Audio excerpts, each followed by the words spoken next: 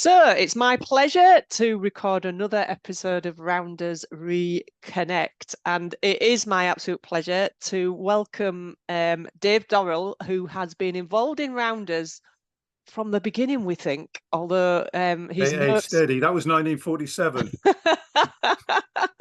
but has a great in-depth knowledge of the history with his involvement with Rounders, not just as a school teacher at that sort of really grassroots stage, but also involved in the board, and no doubt will uncover so many other things of his involvement. They're based in Dorset, so welcome, Dave. Thank you very much. So tell us a bit. I've told you a bit about Dorset already, but just around where you're from and your early memories of Rounders, and your involvement. Yeah, I mean, I was born in Dorchester on the same day that Hillary and Tenzing reached the top of Mount Everest. Oh, wow. That was 29th of May, 1953. Um, I don't actually have any memories of playing rounders when I was at school, but I started teaching at a small primary school just north of Winchester in 1975, and that's where I came across rounders. Uh, don't know what happened, something strange, but summer of 1976, our school year six team won the Winchester and District primary school rounders tournament. And I guess my involvement really started there. Yeah. So your involvement started there, and then what attracted you to go a bit further with it then? I think to a large extent, it was seeing the reaction of the children and just how much they enjoyed it. Uh, and the more I met other staff from other schools, they all seemed to enjoy it as well. It just progressed. So was there quite an active Rounders league in the schools then? Well, Rounders competitions and things in the schools, or were the festival sort of based? In Winchester and District, it tended to be, I'm actually in Dorset later on when I moved down there, tended to be an annual competition, and all the local schools entered. And of course, the advantage that I had, I suppose, in Winchester and District was that John Burgess, who was involved with the NRA, lived in Alton, which wasn't far away, and Derek Petty, who was president, lived in Southampton. And both of them came along, and I met them at various competitions. So I was Uh, snared. I was just going to say, it sounds like a double, a sandwich of getting you involved. It was a bit, yeah. Yeah. So how did you get involved from there? So you started off as a teacher, enjoying it, encouraging the kids in the leagues. So how did you then progress into getting more involved? When I moved back to Dorset, which was 79, there wasn't actually a year six competition. So some would say foolishly, I decided to set up one myself, and that then progressed to an annual event. Um, Somehow, I guess possibly through Derek and John, the NRA heard about me. And at some point, and I have told this story so many times, some people are probably fed up with it. I received a phone call out of the blue from Brian McKinney, who had many roles, and not quite sure, is he still president? He always Um, seems to have a role in I'm rounders. going to interview him actually, so I'm really looking forward to that. That will be an interesting Yeah. one. He phoned me one day and said, would I like to become more involved? Would I like to become schools officer? So I kind of said, well, what does it involve? Not a lot, really, just 4 or 5 meetings a year and answering the odd letter from a school. Because back then, of course, we had letters, we didn't get email. Foolishly, I said yes. And there began a 30-year kind of relationship with the NRA, and then later on Rounders England. Oh, wow. So tell us what that involved then. So you said it was a bit more than those few letters, and what did that then sort of progress into? Right, you are. So this is going to go on for a bit, so I apologise. No, we're fascinated. So please don't apologize about your memories. There were lots of things that I got involved in once I'd joined the NRA. I suppose the things that I'm most pleased with are the resources that I got involved in producing. Um, so 1991, 1992, the Sports Council and the National Coaching Foundation started work on a publication called Teaching Children to Play Games, which involved several visits to London and some work on my own down here. And working with cricket and stool ball, we produced part of the pack, which actually turned out to be an enormous file of resources, which then was circulated to schools. When I joined the NRA, there was, I suppose it was defunct by then, but they did have an award scheme. British Gymnastics had the Bagger Awards. I was just going to say, I remember the Bagger. Yeah, back then football had what they had, Coca-Cola Awards. We didn't have any kind of updated thing. So 1992, 93, I got a separate award from the Foundation for Sport and the Arts, simply to produce a scheme and email it out. We actually managed, with that funding, to produce a pack and email it to 26,000 schools in the UK. And in the end, we distributed something like 3,000 schools took up and bought the resource. So explain a bit about where, because some people might not know, me and you do, because we were of that era, the importance of having those awards and the presence of rounders within schools. Yeah, I mean, one of the things that I realized very quickly was that there were so many schools and adults around the country that didn't even know rounders was played or that the NRA existed. So getting a mail shot out, and again, in those days, we didn't have email. We couldn't email all the schools. So it was literally what we now call snail mail. We employed a company who sent out a flyer to all schools, and then the schools sent back a slip, and we sent out the resource that they paid for. And, you know, for us as an organization to reach that many schools was incredible, really. Have you still got a copy of all those resources and everything? I have got a copy of those resources. resources. Perfect. I was assuming that there's some in the office, but if there might aren't, be. I do have. It wasn't great. It was single color, but it provided a set of activities, and clearly a lot of schools took it up. In 2000, I actually updated it. We'd got significantly more funding by then. And we were able to do another mail shot. And this time we included international schools. So it went out to probably 30,000 plus schools around the world. My parents regretted that, simply because it reached the point where, having sent out the mail shot, I was actually getting up to 200 letters a day. Oh, wow.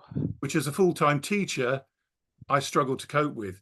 So when I say I employed my parents, they voluntarily handled my mail. And we sent, in the first year, we sent out 4,000 packs to 6 continents. Wow. So and that was in 2000? That was in 2000. Wow. So it went to, I mean, I can't name all the countries, but Japan, Germany, Australia, Kenya, Singapore, Switzerland, Spain, UAE, Hong Kong, and obviously all the home countries as well. Did you ever have any feedback of what it then went on to? Because obviously it gave a basis, doesn't it, of rounders? No, I mean, to be honest, I was so taken up with what I was doing. I didn't really notice much in the way of feedback. But that pack included a couple of full colour posters, although the teacher's handbook was still kind of single colour.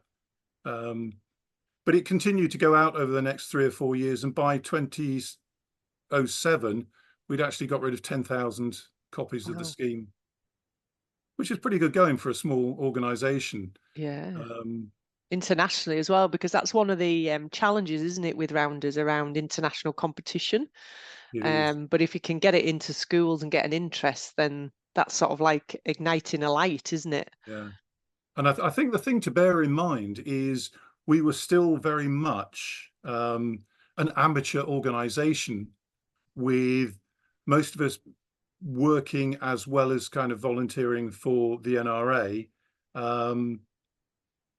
with no office. And, you know, I was keeping the resources at home. And as I said, my parents were kind of sending them out. So there's been a bit of a change. 2009, I redid it again. It was enhanced, it was in full color. It included a set of 4 posters explaining some of the more complex rules, and it even included a CD with lesson plans, daily physical activities, and rounders practices. I think by then, to be honest, the inclination for schools, because of other curriculum issues, was not to spend as much time doing award schemes, and it didn't sell as well, although we still sent out several thousand. But I think, you know, if I look now, the use of award schemes isn't quite what it was when we started out, because of the pull on the primary curriculum. But you know, I'm proud of what we achieved in sending those out, because, you know, clearly around the world we made a lot more people aware that there was an organisation looking after rounders, and that we were producing resources that would help them. Yeah, absolutely. There It's were great other little phenomenon. resources on the way. I mean, there was a little kind of smaller than A5 rounders practices book that we produced in '91. With the help of some feedback that we had got, people suggesting little practice games that they used in their schools, and we put them together in a little booklet. And that eventually became the small-sided games pack that we still produce now, which is kind of nice. Oh, that's lovely, isn't it? That work early on has stood the test of time. Yeah, it has. And, you know, as the organisation has become more professional, clearly the quality of the resources that we've produced has kind of improved as well.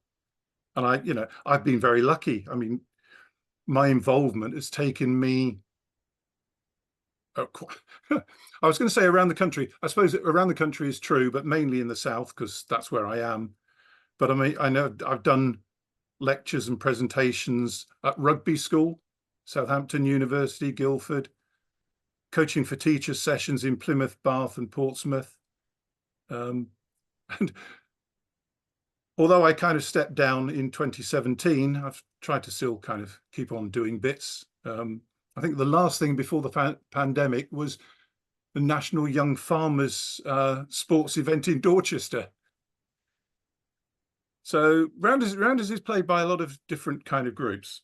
Absolutely. Well, I always said when I started, linking with rounders, everybody has a memory of rounders in some way. My background's rugby league, Yeah, and we've adapted. We've got rugby rounders and various other things. The yeah, skills of rounders in order to link to the sport. And then, as a child, particularly as a female child, that's what we did. yeah, Everyone had a game of rounders, and it's yeah. so I mean, inclusive, isn't it? it is. I mean, it's interesting, because one of the practice games that we included was football rounders, Mm. and you know, as an easy setup and an easy game to play, kids loved it Yeah, yeah, yeah, yeah. And people can just get really involved, can't they? very easily. Yeah. Yeah, yeah. Although we've kind of struggled, I guess, in Dorset, and I kind of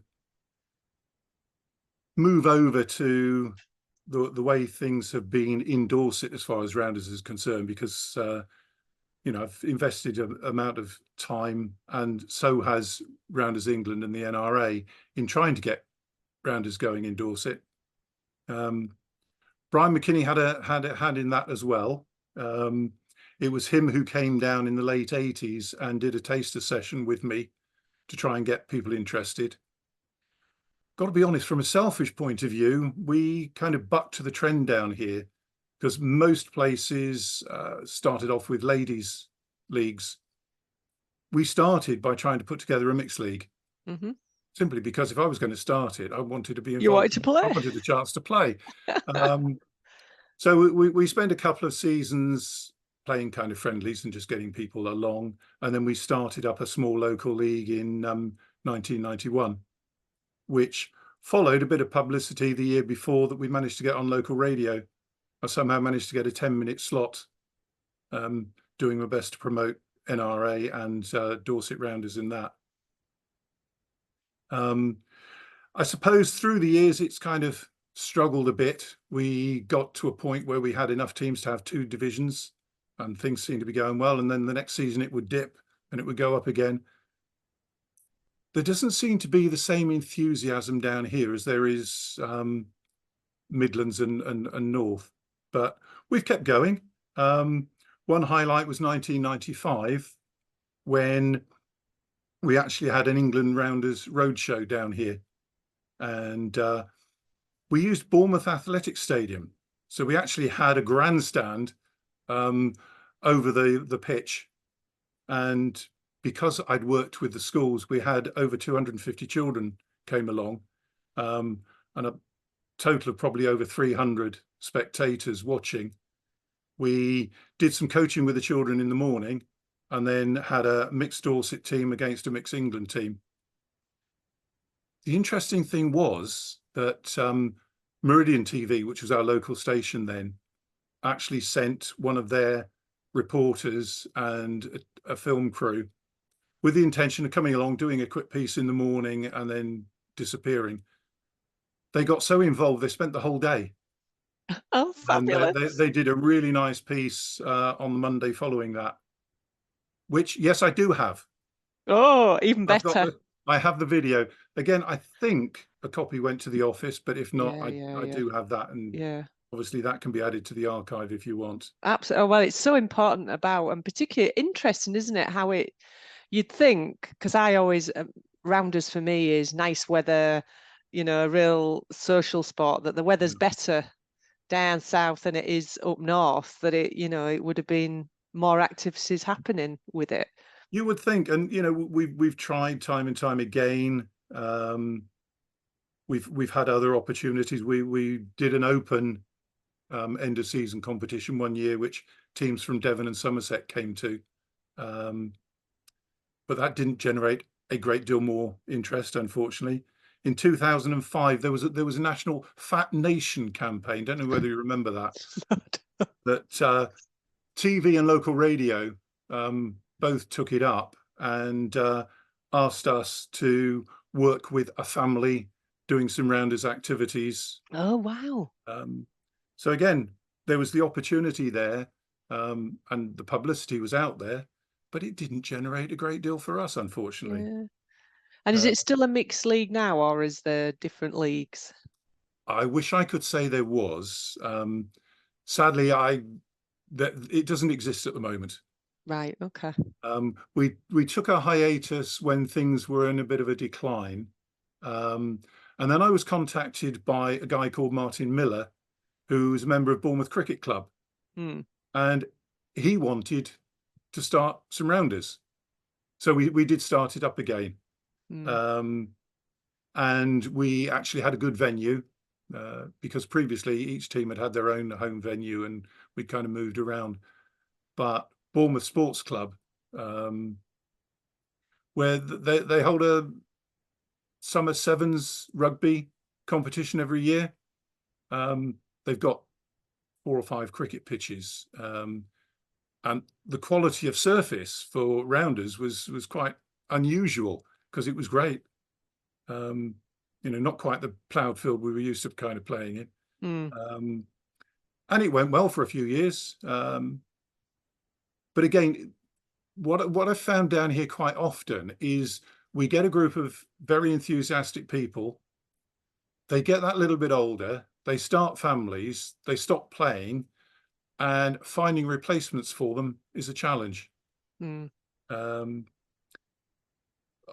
Positives, from 2013, we got involved in the county school games, and I was responsible for that each year through until the pandemic. And of course, that knocked that on the head for a bit. And the interesting thing about the county school games was that with the help of Active Dorset, who are the county sports partnership, um, we did some young leaders courses, we did some primary umpires courses, so that for the actual event on the day, it was older children who were doing the umpiring, officiating. But again, it got me around the county, meeting more teachers, being in more schools, and I think was a big positive. So the primary school then, is that still quite active now with leagues and or festivals and Primary school, probably not. I'm hoping the older leagues. In about 2003, I started with the idea that maybe if we pick them up at school age, then we could bring them through to adult leagues. So I actually started local leagues for under 13s, under 15s, and under 17s, and they were working really well. They were for ladies only and mixed teams, and we had about 50 teams a year taking part in those. And they carried on until I felt the need to have a rest in 2013, but they were taken on by a teacher from Bournemouth School for Girls. And it'd be nice to think they were still going, but to be honest, I haven't actually kind of contacted Michelle to check. yeah. But I mean, those were great because there were several groups in each age range, and then we'd have an end of season finals day. And that was great, having, you know, a dozen or so teams there for the finals. I mean, it was a nice spectacle to see, apart from anything else. Absolutely. And they were the days, weren't they, when Youth Sport Trust and the Active Partnership, so you said around Active Dorset, were really working together around increasing competitions in school, weren't they? They were. I mean, I did struggle a little bit in Dorset because Active Dorset are a management sports partnership. They don't actually arrange activities themselves. So they'd kind of help me a bit, but they didn't actually organize anything for themselves. Yeah. So it's still down to volunteers and, you know, who you can help to kind of support you. That said, I mean, I did work with Paul Borough. The photograph behind me is taken from, and I can't remember, it was 2013, 2014. We did it twice. They had join-in festivals in Poole Park where a range of sports got a chance to encourage people to take part. And we, as you can see there, we took out some activities for people to have a go at. Yeah, absolutely. And did a similar thing for an organisation called Active Coast and Countryside. They put on similar events at different locations around mainly East Dorset. And they're just fun rounders activities. So you were really active locally. Yeah, Sounds like you were as a volunteer, it was a full-time job from what you're saying. And it's so important in the schools, isn't it? And then having a pathway for them to go on. So you were very active in that. absolutely. What other involvement have you sort of had with as it was National Rounders Association, and then eventually it was Rounders England, wasn't it? It was. Well, I mean, I got invites to other things as well. I mean, there was the Revenue and Customs National Sports Day, which they held in Portsmouth in 2014. Got to go along and help with that. 2015, the Southampton Outdoor Sports Centre. This was another Active Nation activity. A guy called John Sennett decided to attempt to break the world record for the number of players in a demonstration rounders match. Wow. The total, which at the time was a world record, ended up at 79. It was quite interesting trying to umpire 79 people I was playing a going to rounders say, match. yeah. But again, you know, it was good fun. It highlighted the sport. it got a lot of people enjoying it. Yeah. Yeah. So why, as a teacher, why did you pick rounders then as your sort of main sport and your main focus?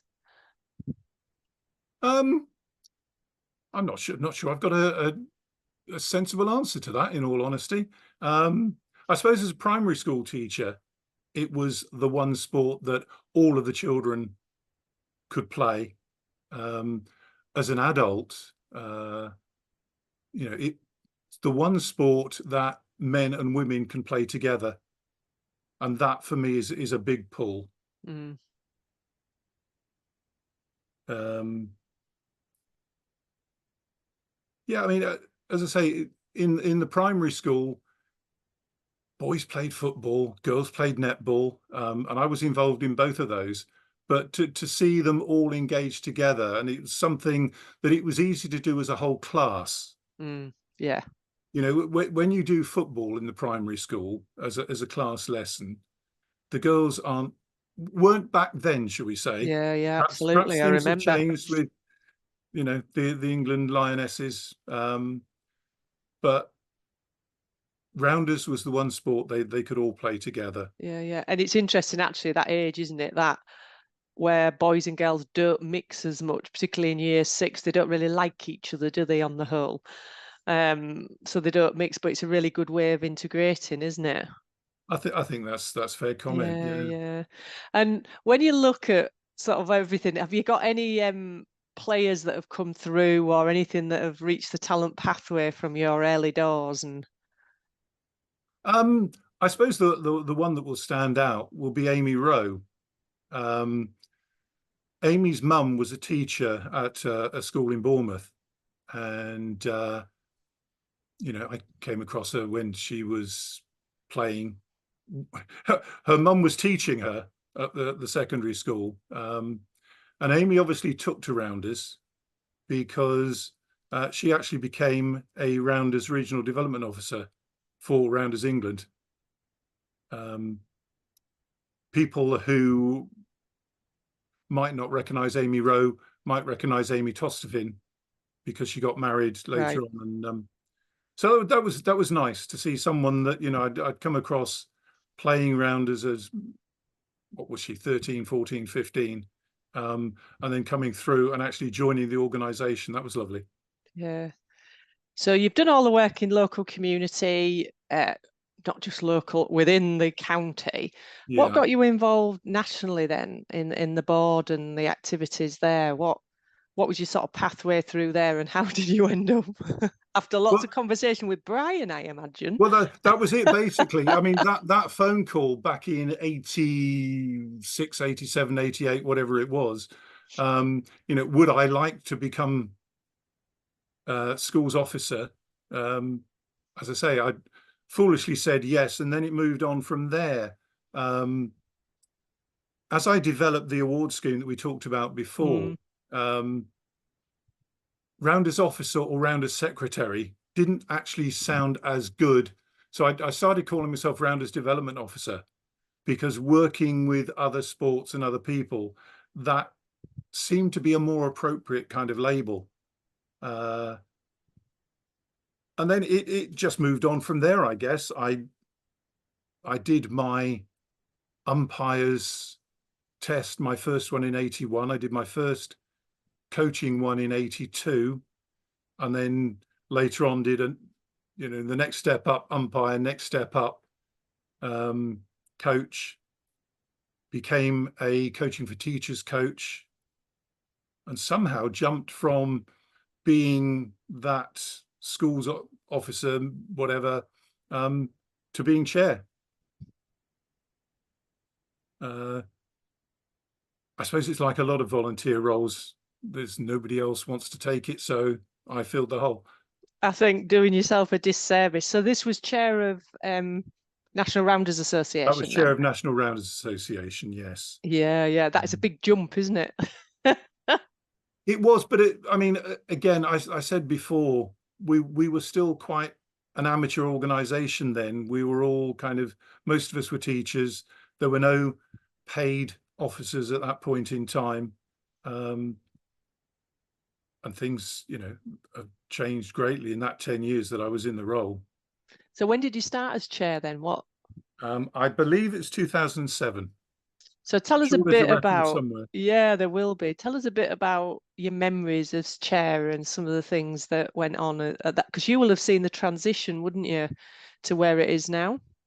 Yeah, I have, absolutely. And it is that what I've already said, really. It's the difference between being an amateur organization and a very much more professional one.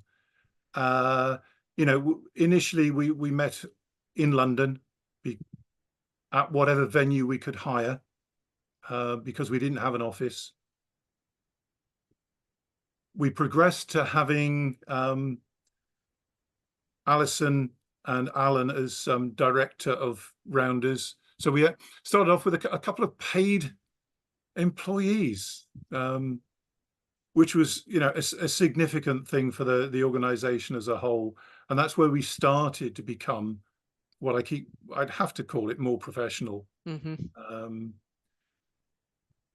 The Alan and Alison clearly, as employees, had more time than as volunteers to devote to their roles, and the quality of the work that they were doing obviously increased tremendously. And yeah, we just became more and more organized and professional, eventually getting our own office. Of course, all the way along, the funding from Sport England was what kept us going. And the more and more, I'd like to think the more we proved ourselves to them, the more that we actually showed we could increase participation, the more they were able to provide us in the way of funding. And I don't know what the amount was. I have a suspicion initially it was around about £100,000 a year to, and I wouldn't like to say what it is now. I don't know, but it's a heck of a lot more, clearly.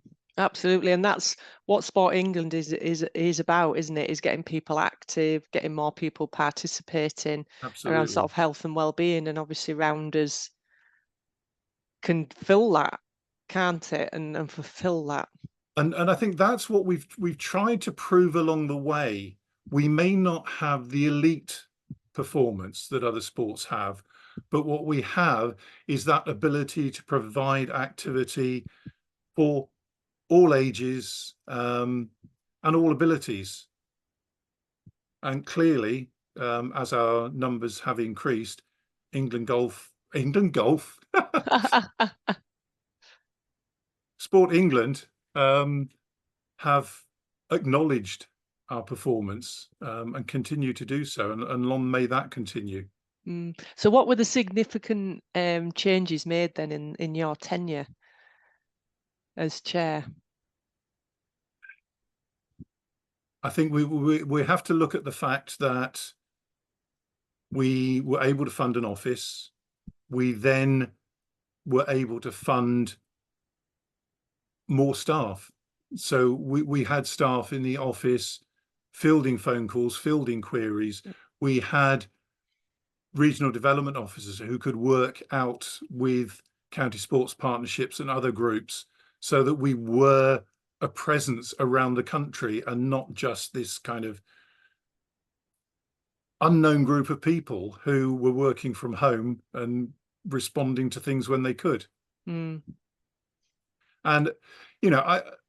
I stepped away in 2017 at the point which, if I'm honest, I thought the whole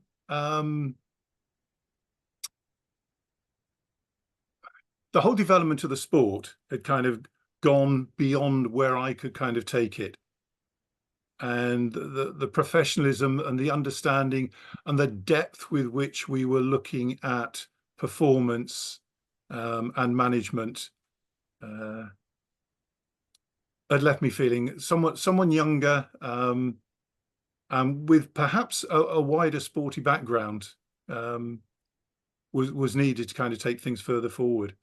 And certainly one of the people that we appointed who did that for us was Dan Newton. He did an Oh, of incredible job course, for us. yes, yeah. So you were looking at the sport in more depth about around coaching, was that around the talent pathways, that the sort of things in umpiring, making them more, Yeah, across the board. yeah. Yeah, I mean, as you say, the talent pathway was a big one. Mm-hmm. Um, our levels of coaching, um, the umpiring, I think it improved them, annually almost, but it seemed, but I guess every 3 years we continue to review the rules, but they don't change significantly. There are minor tweaks, but as you say, really the coaching pathway, um, what we could provide in different areas around the country, and yeah, the different coaching opportunities that we could provide. Yeah. So all that around sort of professionalism, you sort of handed that on. So when you begin to look back, what's your proudest achievement? I think I might I think, know this. well, I don't know whether you do. I mean, I'm very proud of the award scheme and what we achieved through Mm, that. But I think ultimately the transition from the NRA to Rounders England, from mm. where we were to where we reached by the time I left, um, the organisation really was unrecognisable. And how did you manage that transition? Because any change is difficult, isn't it? So from going to a wholly amateur to a more professional, how did you manage that then? To be honest, it was almost organic. Um, Alison played such a big part in that. Um, First of all, as director of Rounders and then CEO. Um, and I think we just between the group of us had a vision about where we thought we could take Rounders, um, and just progressed along that line. It was, I mean, to me, it was as simple as that. I imagine it wasn't. I think you're really probably undervaluing the role that you played within it. Because as chair, it's so often you're the referee, aren't you? You're the person in between trying to smooth things through. I, yeah, I mean, I guess so. I mean, I was the chair. I wasn't the leader. I don't feel. I think you've summed it up quite well there. Um, Perhaps sometimes the kind of sensible head, the realistic kind of mediator, um, but also hopefully a little bit of steering. Mm. Yeah, absolutely. Because any change is difficult, isn't it? Particularly from one to another. And It um, is, but because we were the group that we were, because we all had a single vision, I think, of wanting to see Rounders progress, we wanted to establish the sport. We wanted to find its place. So as I said before, we kind of, I think we recognise that at an elite level, we're still a long way away from other sports, but that there's a significant role for the sport to play alongside others. definitely. Is there anything I've missed that you would want to put in your long list of achievements and everything that we haven't chatted about? I don't think in terms of achievements. I think almost as an illustration of how the sport is. I quite like to reflect on my own Rounders team because we were called the Mob, which actually stood for Merley Old Boys. Merley being the first school I taught at when I came back to Dorset in '88. But I'd somehow maintained contact with quite a lot of pupils so that when I formed a team, oh gosh, they must have been in their late teens, early 20s. We just had fun. Um, and they were enthused enough to keep playing all the way through until I suppose about 2013, 2014. Wow. Um, and some of our adventures are recorded in the annual report from the NRA and from Rounders England, because somehow we managed to get ourselves into some scrapes. I'll give you a couple of examples. Our first trip north was to the national mixed competition in Sheffield. Obviously, we needed somewhere to stay overnight, so it seemed reasonable to book through the local tourist office, because again, back in those days, we didn't have the internet to make bookings. So I found a hotel and booked it. When we drove up, we actually had difficulty finding it. It turned out it was a disused Victorian factory. Oh, wow. When we walked in through the front door, there were a couple of Dobermans patrolling the inside. And some of last night's Chinese meals on the stairs didn't give us a good first impression. It wasn't a great place as our first kind of hotel away.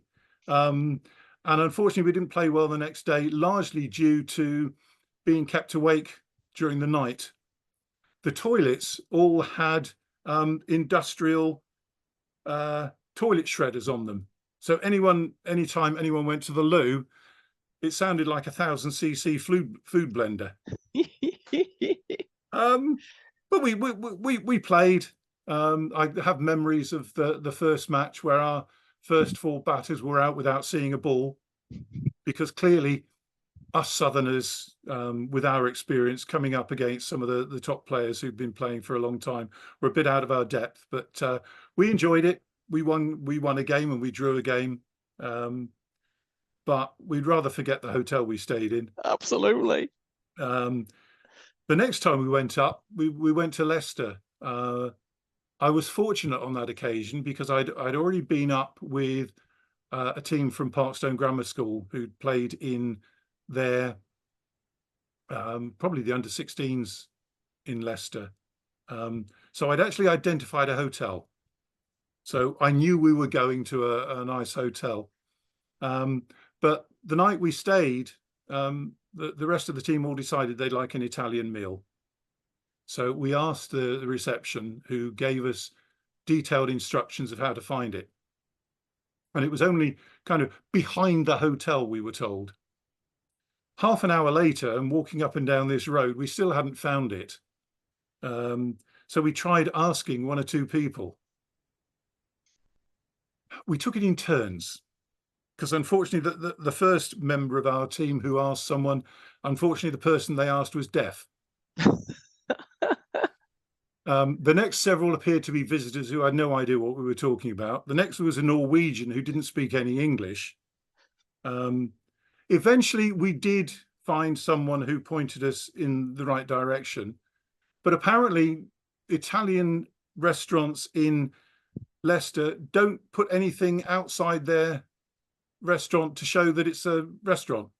There was nothing there whatsoever. Wow. Of course, went inside, only to find they didn't do pizzas. Most of the team had only gone because they wanted a pizza, but this particular Italian restaurant only did pasta. They didn't do pizzas. They kind of gave in, and we had a pizza and we went back. And again, they enjoyed. You deserve it after all that traipsing around. Indeed. I can't remember who it was. One member of the team woke in a wardrobe the following morning, but I've never been able to get to the bottom of why that happened at all. But as I say, we had some fun. The last game of our 2000 season, we were playing at a sports centre in Bournemouth, when our final game was interrupted by a group of youths on motorbikes. Oh, wow. However, a few ciggies later, they'd been bribed to go away. So that wasn't too bad. Unfortunately, at the end of the night, it appeared that a somewhat enthusiastic member of the local borough council had put chains across the car park, and our team couldn't leave the car park. It took several phone calls, and 3/4 of an hour later, the guy came back and released them. But it's a kind of a few examples of the fun that the mob had, kind of travelling around the country trying to play rounders. And was this an all-male team then? No, that was a mixed team. Mixed team. Yeah. Yeah. Yeah. That sounds fascinating. That and usually with the festivals.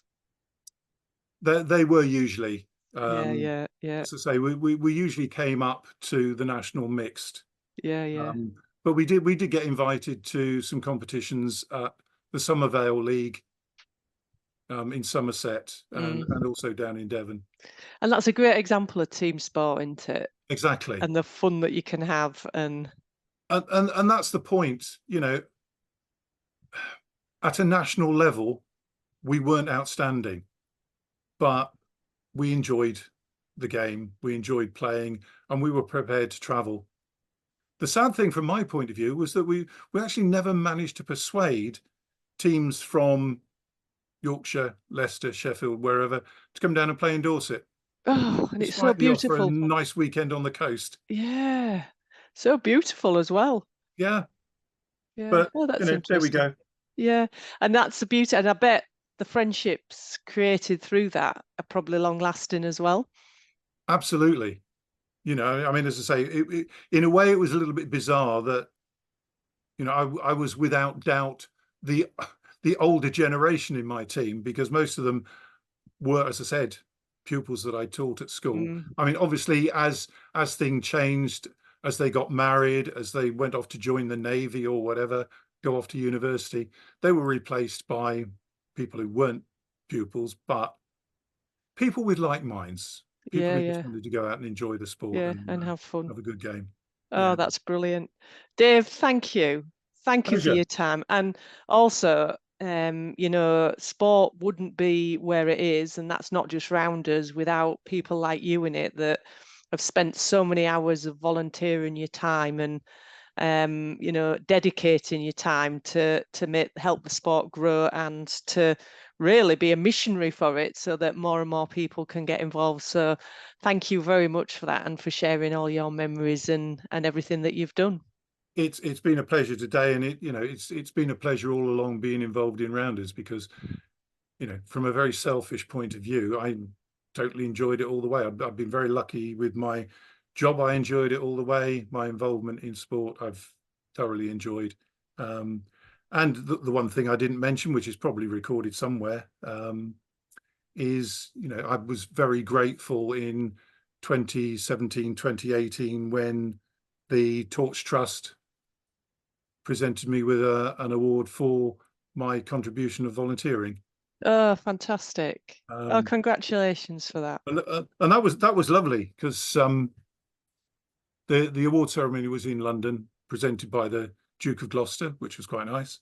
But Bobby Charlton and Trevor Booking were there as well, and it was really nice, because I actually got to spend 10 minutes just chatting to Bobby Charlton about life, the universe, and everything, and he was such a gentleman. Mm, yeah. You know, Oh, what a great. Rounders is, I mean, I appreciate what you said about my contribution, and I thank you for that.